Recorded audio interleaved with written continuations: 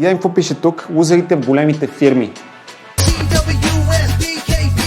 Това е тема посветена на служителите в големите рекламни агенции. Аз съм работил в такава в България и в Германия. И когато екипа на тази агенция е повече от 30 души, представете си 30 души наредени в редичка, колко много хора са това нещо. Неизменно измежду стройните им редове се прокрадва тук-там по някой, който не е в така степен компетентен. Но той там те го държат просто защото колкото по-голяма е фирмата, толкова по-хлабав е контрола. Хората, които държат, имат лостовете управленските, те не винаги са в течение какво се случва.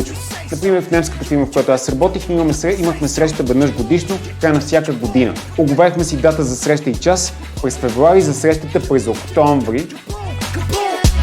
И общо взето това беше едно от малкото моменти, в които мениджмънтът има реална представа кой какъв е, как се държи, какво е постигнал. През останалото време той просто си кюта човек. Така че ако бях клиент, не бих избрал голяма фирма, защото е престижна и скъпа. Бих избрал по-малка фирма, която е скъпа, но хората там работят със сърце, защото са така сплотен екип.